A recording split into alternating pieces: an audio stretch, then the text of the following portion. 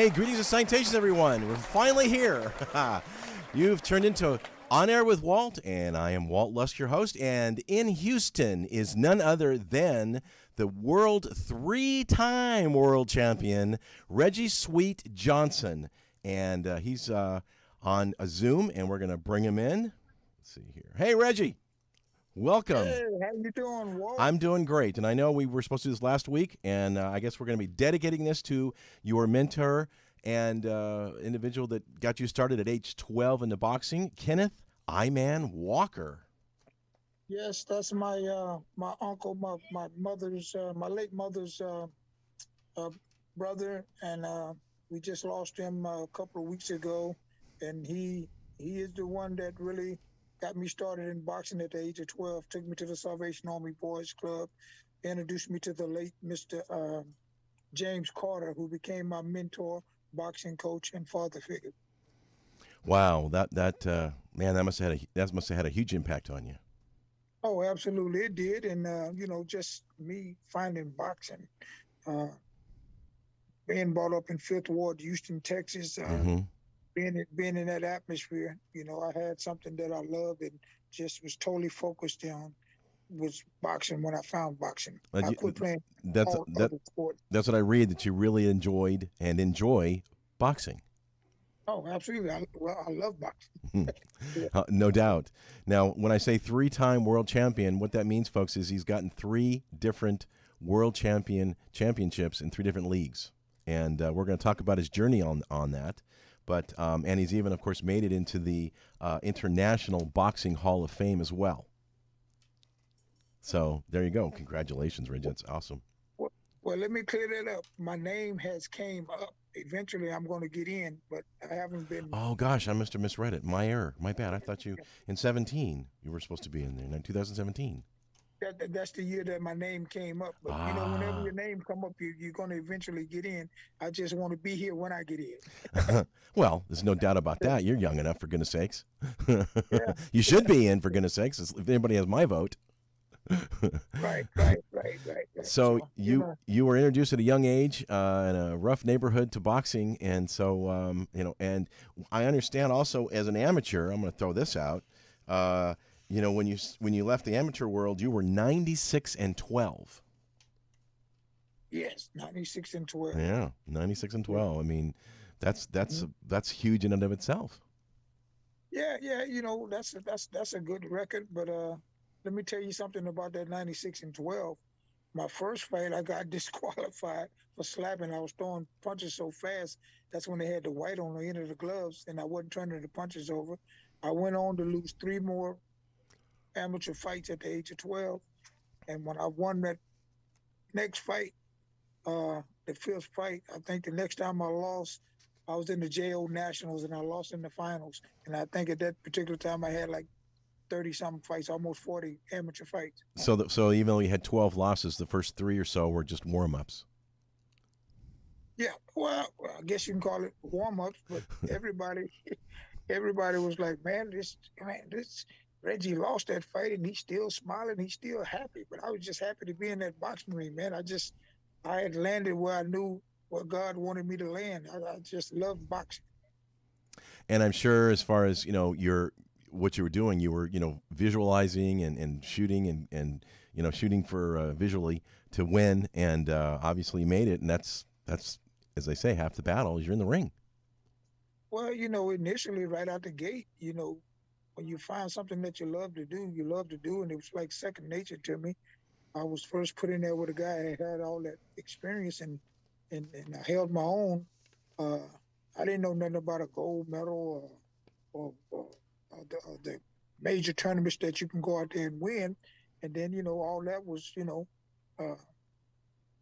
told to me, and I set those goals to go out and win and go all out on all fights and try to become the best amateur. And at the end of the day, in this nation, I became the number 3 guy because I beat the number 3 guy in a tournament, and it was always Frank Tate. I can't think of the other guy's name. Was 1 and 2, but I was number 3, and I lost to Frank Tate, who won the gold medal in '84 in the Olympic trials. Well, we should say that your overall record of a total of 52 fights, you had 44 wins and only 7 losses, and 25 of those, well over half, were by a knockout. Yes, and even that's a pretty good record, but that's just looking at that record, that's deceitful itself, because uh, with those 7 losses, I had 4 political losses. Um, James Toney is a fight that I know I won, my first world title fight. Right, Was that was your first world fight where you won the WBA Intercontinental Middleweight Title in 1989 against James Toney. No. That was Irish Steve Collins. I said my first. That was my second chance with Steve Collins. Okay. But I fought James Toney, who beat the #1 guy who was really supposed to be fight me, Michael second to none, and James Toney beat him, so he had to fight me because I was the #1. I was the mandatory. Right.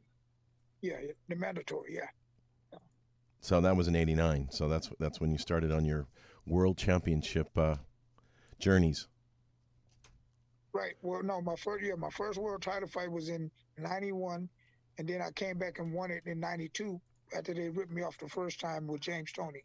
Ah, okay. All right. And that James Toney, let me say this, man, that guy became one of the greatest fighters of our era, and he became a fighter like most people tell me I could fight in any era because the way I fought. And James Toney was the same guy. He could fight in any era, survive in any era of boxing. So would it be safe to say that you guys were pretty evenly matched? Yeah, we was pretty evenly matched, but like I say, till this day, I felt I won that fight because, the style I fought, and, I didn't fight him the way he wanted to fight. I fought on my terms. And I'm the first guy to have him, to drop him, knock him down. I had him down in the second round and almost out. Well, you did the same thing with the one-punch right hook knockout you did with William Guthrie. Yeah, well, once again, when I went to Argentina. Yeah, that was in John Argentina. David Jackson and lost my world title. That's a fight, like I told you, political loss. I thought I won, but he did a deal to go back and fight Jorge Castro, and he didn't go, so they ended up stripping him. So Castro had to fight me. And I fought him twice over there, got 2 split decision loss. Whenever you get a split decision in somebody's backyard, that's home court advantage. 9 out of 10 times the guy who lost won that fight. But, that just comes with the game. All that experience that I've brought to those championship fights, and even learning then, it just made me a better fighter. Well, that's a good thing. I mean, you're right. You got the home court advantage, and obviously you're the guy from afar if you're in Argentina. Right. That's right. And you had some fights in Italy too, if I recall. Yeah, well, my last fight out the country was in Italy. I fought a guy from Oslo, Norway, in which we had did the deal. Then we get a call. They wanted me to come to Norway for a press conference. I guess they wasn't selling the fights over there, and I'm like, my deal is done. Why would I want to go over there? I say, now this is a business. If they're going to pay me, we can go. And they paid me $75,000 to go over there for like 2 days. There you go. And once again, it's the business. When I started boxing at the age of 12, I was never thinking about money. My whole thing was just to be on TV, so my family and my community and my city could see me on TV. But as you get older, wiser, you learn this is your job. It's business. And my understanding, you were the first one from Houston, the first Houstonian to win. Well, I'm the first guy to win a boxing world title that was born and reared in Houston. Even though George Foreman came here at 13, he and my dad kind of like grew up together. But a lot of people say it's George, but born and reared. George is originally from Marshall, Texas. But he was another hero, and he was another guy like Muhammad Ali who inspired me. Really, with George being raised in that same neighborhood that I was raised in, he inspired me too. Great great deal of inspiration came from him. No doubt. Now, did you have much interaction with him back in the day? Not as an amateur, but yeah, when I turned pro, I always talked to him. I know he, even when George was coming back fighting, he was training then, and I was getting ready to defend my WBA World Title against Irish Steve Collins. No, I'm sorry, against Lamar Parks. That was my first title defense after beating Collins. And we did a big deal at George Foreman's gym, and with the media and all that stuff, and him in my corner and stuff, and just he kind of like, because he was coming back, so it's kind of hard to say he was passing the torch, Yeah. Yeah. So then what happened next? Well, you mean after the Lamar Parks fight? Yes. Okay. When I took care of Lamar Parks, I think that's when I took fights over in Argentina. The 2 fights that I just mentioned were 3 fights. I lost my world title over there, and then I went over there 2 more times and fought they guy and got bad decisions over there. Then after that, came back, had some promotional problems, some legal problems, set out some contracts. Also was in a position to where I had to take a stand and take some of these guys to court to get out the contract. So once again, that's time consuming. Yes, it is. There's a procedure to making those things come to pass and putting them behind you. But at the end of the day, man, everything kind of like worked in my favor because I took a stand. On one hand, it worked in my favor, but in the other hand, if it would have been like when I moved to California in 1988 and signed with the DeMay Group, I was the busiest fighter in the world. I think I fought 13, 14 times in I think 19 months. Wow, that's a lot. And then I'm talking about going overseas too. Now, I'm like Ali, man. I see myself as the world champ. I'm not just the American champ. I'm the world champ. So I fight people all over the world. Well, you have fought folks all over the world, so you mean there's no doubt you are the world a world champ. Right. Yeah. Right. Mm-hmm. And then thirdly, you had the IBA Light Heavyweight title. Yes. Well, that fight. That fight was supposed to been with Glenn Johnson, who knocked out Roy Jones, and the fight got pushed back because I had some elbow problems, and we pushed the fight back, and Glenn Johnson got a chance to fight Chad Dawson for his world title, which left me, because we had paid him, which kind of like left me with nobody to fight. So what I did was called one of his trainers who I knew from when I lived in California, and he gave me his number, and I called the late Julio Gonzalez and said, Julio, I got an opportunity for you if you want to fight. He said, fight on your card, fight who? I said, no, fight me. And that's how that whole deal was done. And, me and him, I handled everything with him, with the money, everything. And he lost. Yeah. Well, and that was in Louisiana. Say again? He lost a split decision to me, but it was a good fight. And right. This is why we're working on doing documentaries, because these fighters telling their story. It's just like William Guthrie. He was in Houston probably 4 or 5 years, me and him being left-handed sparring with a guy who was finna go fight the left-handed guy in Germany. Even with Julio, when I lived in California, he had like 11, 12, 13 pro fights at the time. And he was sparring with me too. And then, think about it, years later, we ended up fighting each other for world title.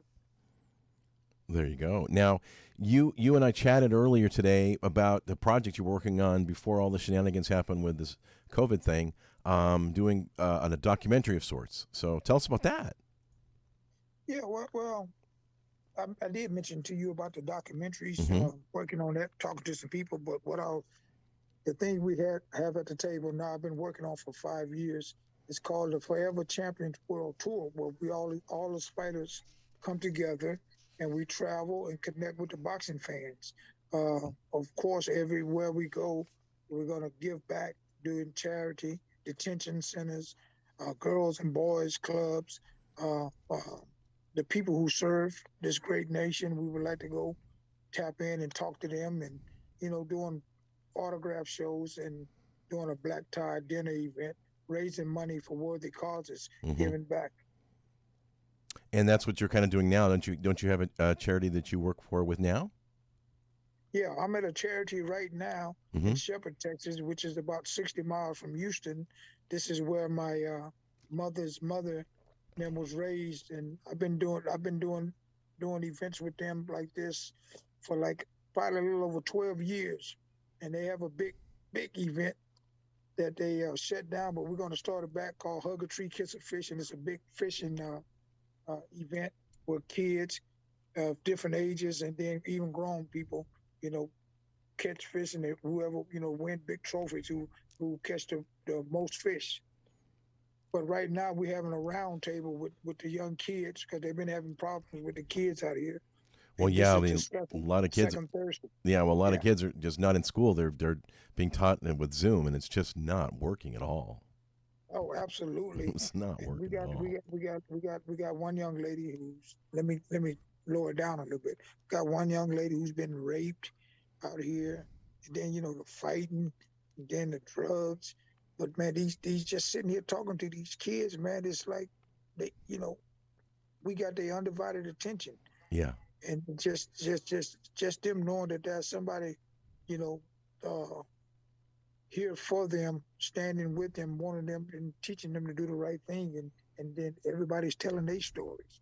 We got people in here telling what they've experienced with drugs and all that stuff.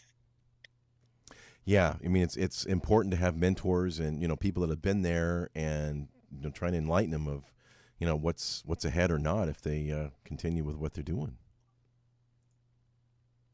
Say that again. I missed it. I said it's important to have mentors and enlighten youngsters about the road that other folks have been on that they're heading on that probably isn't a good idea. Yeah, absolutely. And like I told you, I was inspired by a lot of my relatives, a lot of the people uh, in my community, in my neighborhood, to do the opposite of what they was doing. We had an uncle, my grandmother, Uncle Sam, the late Uncle Sam. I remember someone knocking on my grandmother's door. Your uncle, he's laid out in the ditch, and this and that. And then my uncles, uh, like Kenneth and his older brother Gary and them, and the other cousin, they would have to go get him. And just that. And then my dad being locked up. Uh, Me, my mother, two sisters. My sisters and my mother didn't take them, but I would go to the prisons, and I'm like, man, I can't even touch my dad. I'm behind a big old glass window, and this is crazy. I don't ever, never, ever want to be in a position like this. Yeah. But at the end of the day, man, before my dad passed away, he man, he was a changed man. He ended up working for the people who saved him. Well, that's a great thing. Yeah, yes, absolutely a great thing. Yeah. So let's expand a little bit on your documentary that you're working on that we're working really hard on for quite a while before all this stuff hit. You were talking about going around and having going presentations and stuff around the country. Well, it's not individually my documentary. Of course, it'll be an episode of me, but it's just all the fighters telling their stories. These world champions. Like for instance, there's so much that people don't know. Think about this here. Can you name me a fighter that came from a middle class family? None off the top of my head. I mean, wouldn't we? Many of them probably didn't. I think there's only probably about 5 to 8%, and Okay. Muhammad Ali was one of them. Okay. Yeah, Muhammad Ali was one of them. His family had a business. They did the marketing signs and things of that nature, and his dad did real good. And when I became real close with Ali through a guy who traveled the world with Ali, the late Judge Coy Wells, going to Louisville to his mother's funeral, him showing me the house that he was raised in, and his what's the other fighter that was from Louisville that he ended up fighting at the Astrodome? can't think of his name. Jimmy Ellis. Now, was it yeah, Jimmy Ellis? He picked me up from the airport, man. Just knowing the history of boxing and being around those guys, being around Ali, man. It's just, man. But I'm in. Every time I think about it, I'm inspired by it, and I really hate that I wasn't able to make it to Ali's funeral because I was at the International Boxing Hall of Fame and I couldn't change my flights. Wow. Looking back at your career, I mean, obviously winning 3 world champions is unbelievable. Are there any highlights that come to mind? Well, I think the highlights are when you experience something like what I experienced in Argentina, what I experienced with James Toney, and still taking a stand to go back to that gym and said I'm gonna redeem myself by coming back winning the world title and then moving up 2 weight classes. Right. Beating a guy almost 20 pounds. Well, I know he was more than 20 pounds heavier than me the night of the fight because he had made the weight, skipping 68, going to 175. It's, I just feel that speaks in volume and really kind of like part of my history and part of the story that, I was inspired to get it back because I've been knocked down about 5 times, but I got up every time. And every time I got up, I won the fight except the Roy Jones fight. Right. Well, can't win them. Can't, cliche as it is, you got to get back in the ring. Can't win them all. Oh, absolutely. I mean, you go out there and give it all you got and do your best that you can do. And, Since you have, and there's an article that you've mentioned, since you've obviously gotten 3 world titles and fought a lot of fights, there's, the 10 best key category, the 10 best fighters in key categories that you fought. Which one do you think had the best skills? Oh, that's very easy. Roy Jones. Yeah, no brainer, it says here. Roy Jones was the first guy the speed, ring generalship. And think about it, Roy is a guy, he don't really jab a lot, but he get away with speed and ring generalship. He was by far the best out of them. But I must mention the man, like even the James Toney, the Antonio Tarvers, that guy Lamar Parks was my first title defense at middleweight, and he wasn't only fast, man. This guy could crack. Crack? What do you mean crack? I mean that he can punch hard. Punch hard. Okay, because it says here best jab it was Lamar Parks. Yes, and he had a good jab. Yes. No doubt. And how about best defense? That was Jones Jr. as well, I believe. Yeah, Roy Jones, because even I, having an old school training when I turned pro at 17, the late Curtis Coates, who was the welterweight champion of the world from Dallas, Texas, right next to Houston, the people hired him to train me. And when I made that transaction from amateur to pro, the first day he trained me, he was just focused on legs, and he made me understand that. He said, Reggie, those same legs you use to position yourself to hit a guy are the same legs you use to get the hell out the way. And if you go watch my fight, I fought most of my fights with my legs. Really? Yeah. How you position yourself, how you move, how you get out the way, how you position yourself to hit. Yes. Well, that would also mean you probably put more weight in your punches too, at that regard, then, wouldn't it? Oh, yeah, absolutely. Yeah, absolutely. Mm-hmm. Right. That makes sense. Best defense? Well, I think the best defensive fighter, there's a few of those. Once again, like I told you, Roy Jones, his ring generalship, his legs, being able to, being fast and then and get out the way with his legs, he was good. But once again, James Toney was a great defensive fighter. Yeah. Bye-bye. But by far, James Toney. Okay. And my favorite. By far, Roy Jones and then James Toney. I'm sorry. No, it's okay. No worries. Okay. My favorite category, the best chin. Woo, man, that guy Jorge Castro could take a punch. Yeah. Yeah, Jorge Castro had a he was a tough guy, and the much aforementioned James Toney too, because when I dropped him, he got up. Yeah. And he Yeah, had over what I read here, over 100 pro fights. I mean, that's a lot of fights. Over, who had over 100 fights? Well, that's what it says. Castro, right? Yes. Yeah, Jorge Castro. Yes. Yes, Yeah. he did. Yes. I did. And he was 100 when you fought him and defended your USBA 160-pound title against another guy. Right. Mm-hmm. Best puncher. I think you've already mentioned this one. Lamar Parks. Well, yeah. Lamar Parks, like I told you, he could crack. Yeah. All them guys on that level could punch, but I would say Lamar Parks, because he had speed too. But that guy William Guthrie was a light heavyweight. I know that, had more weight, and he could crack too. Yeah, but you knocked him out with a single uppercut. So I mean, you obviously beat him. Yeah. I beat him, but that don't mean that he couldn't punch. I felt those punches I caught. I felt them. I'm sure you did. Now, who had the fastest hands?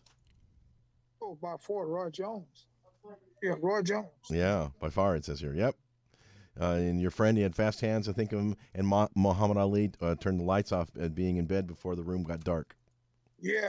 That I think. Ali told that story, but that's what I thought about when I was fighting Roy. That's true. He could turn the lights off and be in the bed before the room get dark. Roy could. And obviously we talked about feet. So the fastest feet, aside from you. Oh, once again, Roy Jones, man. He, like I said, his ring generalship, and it all started with your legs. And I'm pretty sure, like myself, he was taught that too. Curtis Coates told me it all starts with your legs, offense and defense, and he was right. And I'm pretty sure someone taught Roy that, because he was fast with his feet. Yeah. And would Roy Jones be the smartest as well? Smartest boxer? Oh yeah, absolutely. That's called ring generalship. Yeah, by far, Roy Jones. And then the strongest. Who do you think is the strongest fighter you fought? Well, that dude Castro could crack for 160 pounds, but the strongest I fought was William Guthrie. Yeah, the guy again you knocked moving out. up those two weight classes, and he could crack. He when I fought him, I think he was 24-0, and he had didn't he have 21, 22 knockouts? Wow. Okay. And then best overall would be Jones as well. So yeah, Roy Jones Jr. the best. I mean, he was the best of our era. Yeah. Now, back in this article, it says that you feel you have more. Well, let me ask you this question. I've got a fan question. So, where'd it go? What went through your mind before you stepped into the ring, and were there any personal routines that you went through before each fight? Well, like Ali said it, when you're in that dressing room, anybody that tell you that they don't have, you don't want to use the word nervous. We call it the belly thing that like The butterflies. Butterflies. There you go. We call it butterflies because I know. Whenever I was in the dressing room getting the hands wraps, I started moving around. All that it just go away. It just go away. Wow. Yeah, it just go away when I start getting my hand wraps. That the butterflies just they disappear. That's impressive. That's great. Yeah. So and then your stuff build even more when you hand wrap, you shadow boxing, moving around. Yeah, it's showtime. So by the time that you got actually in the ring, you were obviously mentally ready as well, and physically as well, wrapped hands and all. Way before I got in the ring, I was mentally and physically ready, because everybody will tell you the story about me. They called me a gym rat, always in the gym, and me being in the gym, that's how that fight even happened with me and William Guthrie, me moving up 2 weight classes, because the fight was for uh, Frank Tate, who I lost to in the Olympic trials, and he didn't take the fight. And Bill Benton, the guy who owned the gym, who was talking to HBO, asked the guy to say, well, do you have any ties to William Guthrie? Because I got somebody here fighting, but Guthrie ain't gonna beat him. And he said the guy at HBO said, get the F out of here, man. Who in the hell you got that's gonna beat Guthrie right now? He said my name. He said, damn it, Reggie is a middleweight. There's no way. He said, man, Reggie will take that fight. And he called me and brought it to me. And I'm like, yeah, man, let's do it. Yeah. And as they say, the rest is history. The rest is history, yes. Yeah. Now, it says here that you feel that you may have another fight in you. Is that still true? Well, I think anybody will think they have another fight in them if they getting paid $5, $6, $7, $8, $10 million to do an exhibition. I think you'll make a comeback for that. I'd take it seriously. I sure would. 10 million, yeah. Absolutely. Yeah, Yes. yeah. Those sponsors are very, very encouraging to get back in the ring. Yeah. I mean, if it presents itself, man, it's exhibition. I would go do that, like with Tyson and Roy Jones done. I'm 55 years old. One of the things that stand out with me, I'm a guy who never put anything foreign in his body. I never had a beer before. I'm 55 years old. I've never been in a hospital to the point where I had to stay nights in a hospital. I went there, had like shoulder surgeries from torn rotator cuffs after fights and stuff like that, and like knee. And I was an outpatient that day, but I've never really been in the hospital since I was born. Well, that's impressive. I mean, especially the number of fights you've been in, and even though you won most of them over half with a knockout, so you just knocked out your competition, and literally and figuratively. Right. So, what are you doing now to keep yourself busy? Well, like right now, I'm at a community thing. Like I told you, I've been doing this with Miss Brenda Santos for like probably a little over 10, 12 years. I was introduced to her by the great you ever heard of Termite Watkins? I have not. I don't think I have. Termite Watkins is the guy, when Ali fought Larry Holmes, he was in the co-main event with Saul Mamby. He fought Saul Mamby for the world title in Vegas. But he's from this area in Houston, and he introduced me to Miss Brenda. And like I told you, they have a big event they do every year called Hug a Tree, Kiss a Fish. And she's a community activist. She got probably like 4 acres with buildings with stuff where all the people that don't have a place to sleep or food, need clothes. And that's what she do. She take care of her little country town and surrounding towns that's around her. Wow. Now, in terms of boxing today, because obviously we've had to do with COVID and whatnot, what do you think the shape is? What's your opinion of what's going on with boxing right now in this environment today? Well, I don't want to say that boxing is at an all-time low. The coronavirus and have really taken a toll on boxing and everything. Yes. And everybody. Mm-hmm. But I think we gotta, just like when the bell rang, you take a stand. We gotta keep punching. That's all we can do, and do the best thing and be careful. Man, I pretty much I keep my masses with me and kind of like stay away from crowds and stuff like that. And I'm really sick of it. I'm ready for it to go away so we can get back to boxing, just get back to life. I was gonna say, get back to life. I agree with you, and I think with what's going on, I think probably in the next, probably May or June, I think there's going to be a lot of improvements between now and then. So don't quote me. Man, I'm sure praying for that, man, because a lot of people are.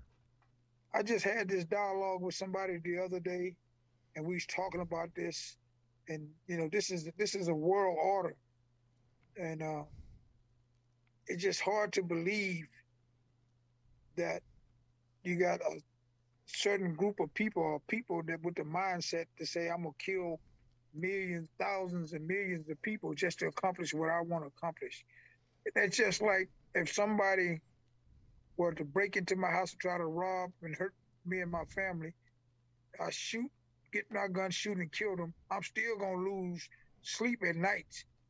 I'm gonna have a problem with that because I've taken a life. You know what I'm saying? Yes. Even though it's a life that I don't know the people, and I had to protect my family. I'm still gonna lose sleep, man, because I've taken a life. Right, and I agree with you. It's not in our DNA to have that mentality, and Right. they think that we're just chattel and can be done with what we do with what they want. I totally agree with you. And think about what Muhammad Ali did, man, when he took a stand and said, "No, I'm not going over there killing innocent people, this and that." Man, think about dropping bombs on elderly people, Yeah. kids, innocent people. That's crazy, man. That's crazy. I would have did the same thing Ali did. Ali said, "I'm ready to, hey, man, y'all can put me in front of machine guns. I'm not going to do that." Yes, I totally agree, and that was, of course, I believe that was with the Vietnam War, and wasn't turned out it wasn't a great war. So no war is Right. great. Yeah, Frankly. no war is great. You right about that? Yeah, no Yeah. war. Listen, we've got a little bit of time here. Is there anything else you want to add or say, or you want to talk more about your documentary, or what's going on with you? Anything else going on? Well, yeah, we can talk a little bit more about the documentary, man. This thing with boxing, bringing fighters together. Uh, Boxing is the only sport. You mentioned the NBA, NFL, National Baseball League, Soccer League, all these. Think about it, man. All these players, and I love it, and I would love to have it for boxers.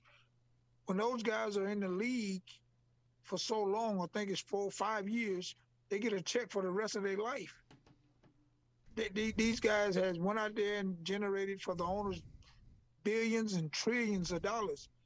And I think about the money that boxing, Yes. bring in.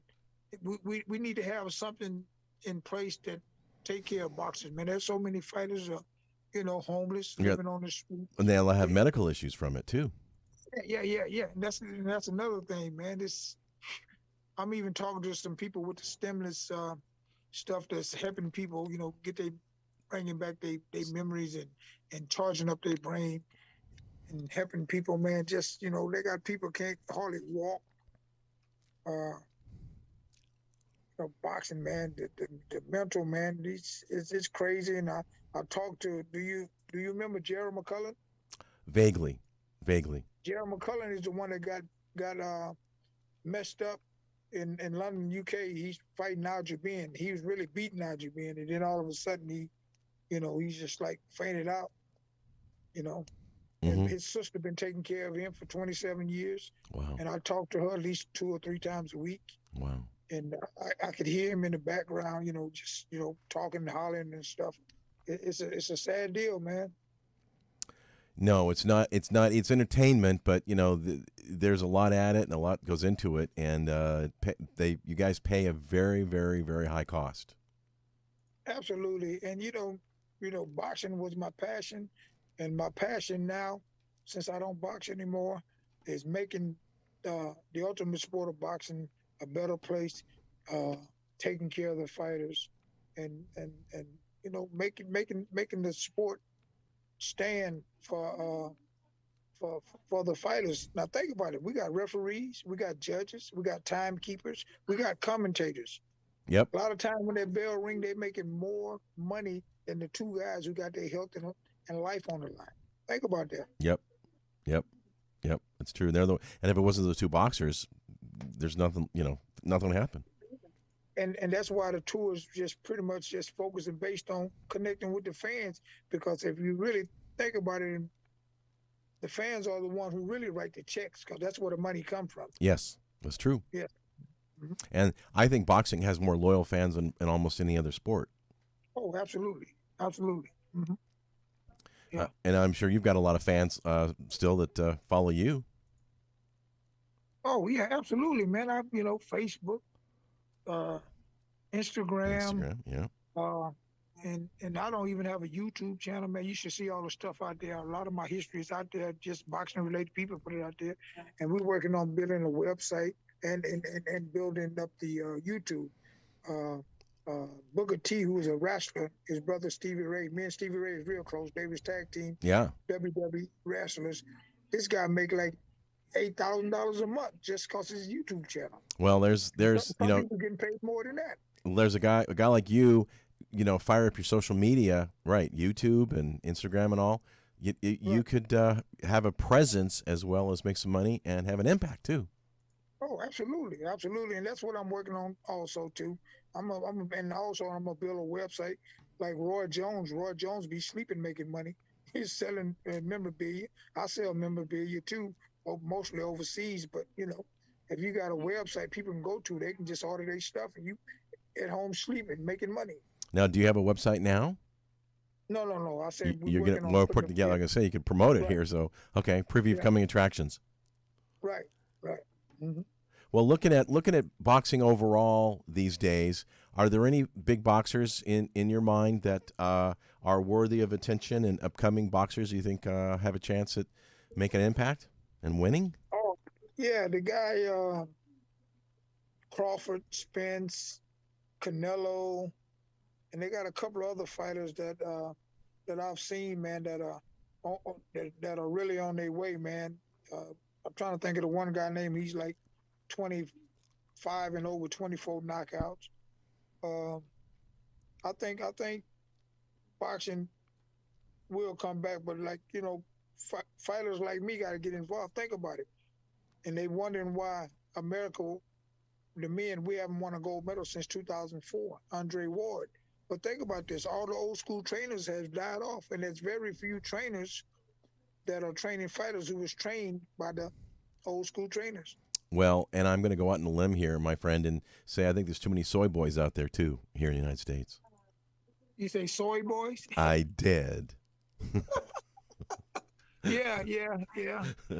And then we gotta acknowledge the female boxing too, man. I think yes, there are some female boxers that are coming up that I'm involved in TijuanaFightNights.com. They do it in Tijuana right now, and they've got male and female boxers, and those ladies can really throw a punch. Oh yeah, we got a few in our area too, because not far from me, where my son lives in Austin, Texas. Ann Wolf, remember Ann Wolf? I don't know her off the top of my head, no. You got to look her up on YouTube. It's Ann Wolf, and she fought a girl that was like 6'5", 6'6". Man, she hit that girl and knocked out cold. And that girl was undefeated, because she had one loss. The girl was 18-0. There you go. See? Yeah. And I agree with you. I think female boxing is up and coming, and I think there's a lot of room for that. I mean, just because. Right. Yeah.